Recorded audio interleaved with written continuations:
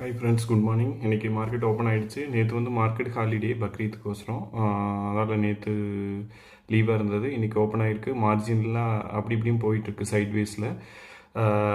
Global மார்க்கெட்டெல்லாம் கொஞ்சம் பாசிட்டிவாக முடிஞ்சிருக்கு. ஏன்னா ஆல்மோஸ்ட் ரெண்டு சைட் இருந்தும் மெமரண்டம் ஆஃப் அண்டர்ஸ்டாண்டிங் ஓகே ஆகிடுச்சு. ஆனால் ட்ரம்ப் மட்டும் இன்னும் சைன் பண்ணணும். மீதி எல்லாருமே ஓகே.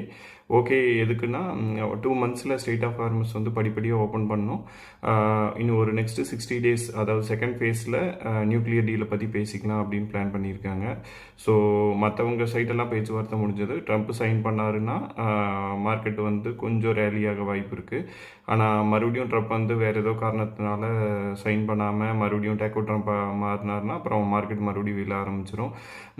அவர் சைன் பண்ணாரோ இல்லையோ, மார்க்கெட் வந்து இதை பாசிட்டிவாக எடுத்துகிட்டு பார்த்தீங்கன்னா ரேலியாக இருக்குது. க்ரூட் ஆயிலும் பார்த்தீங்கன்னா 90 பிலோ வந்திருக்கு. Brent crude oil around $93-94 trade ஆகிட்டு இருக்கு. ஸோ இதெல்லாமே வெயிட் பண்ணும். ட்ரம்ப் ஓகே சொல்லுவாரா, சைன் பண்ணுவாரா, இல்லை ஸ்ட்ரெயிட் ஆஃப் ஹார்மஸ் வந்து சில கண்டிஷன்ஸ் போட்டிருக்காங்க ஈரான், அதை அவர் ஒத்துக்குவாரான்னு பார்க்கணும்.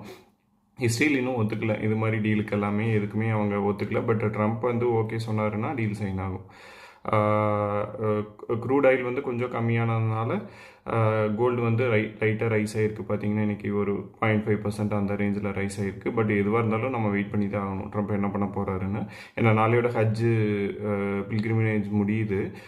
ஸோ மேபி அது முடிஞ்ச விட மறுபடியும் ஃப்ரெஷ்ஷாக வாரின்னு ரெஸ்யூம் ஆயிருமோ அப்படின்ட்டு பயமும் கூட இருக்குது. சின்ன சின்ன இன்சிடென்ட் நடந்துட்டு தான் இருக்குது. அவங்க ட்ரோன் அனுப்புறதும், இவங்க திருப்பி ஹீட் பண்ணுறதும், யூஎஸ் வந்து சில நேவல் இது ஹிட் பண்ணாங்க. அப்புறம் நேற்று கூட பார்த்தீங்கன்னா ஈரான் வந்து சில குவைத்து பேஸ் சிலதெல்லாம் அட்டாக் பண்ணாங்க. அவங்களும் இது பண்ணிகிட்ருக்காங்க. ஸோ இதெல்லாம் போயிட்டு தான் இருக்குது. பார்க்கலாம் எப்படி போகுது அப்படின்ட்டு. ட்ரம்ப் சைன் பண்ணுவாரா இல்லையான்னு இன்னும் 1 or 2 டேஸில் தெரிஞ்சிடும். அதை பேஸ் பண்ணி அடுத்த நெக்ஸ்ட் சீஸ்ஃபயர் எக்ஸ்டெண்ட் ஆகிருக்கு. ஃபார்முலாக ஒரு 60 டேஸ் எக்ஸ்டெண்ட் ஆகிடுச்சு.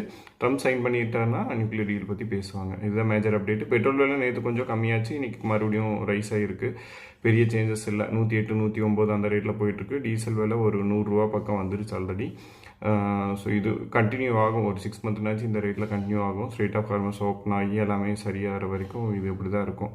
ஏன்னா அவங்க லாஸஸ் எல்லாம் ரெக்கவர் பண்ணணும். ஸோ இப்படி தான் இருக்கும். இன்றைக்கி என்ன வாங்கலான்னு நான் நினச்சேன்னா, இன்றைக்கி பார்த்தீங்கன்னா எம்எஸ்டிசி லிமிடெட் அது கொஞ்சம் நல்லா இருக்க மாதிரி இருக்குது. அப்புறம் மஹேந்திரா ஹாலிடேஸ், அப்புறம் டிஎம்பிவி அண்ட் சிவி, டாடா மோட்டார்ஸோட ரெண்டுமே. ஏன்னா நிறைய இவி எல்லாம் இப்போ வாங்க ஆரம்பிச்சிருக்காங்க. அதனால் ப்ரொடக்ஷன் ரைஸ் பண்ண போகிறேன்னு சொல்லியிருக்காங்க.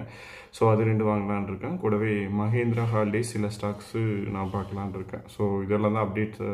நீங்களும் நல்ல வேல்யூ பிக் பண்ணுங்கள். தேங்க்ஸ்.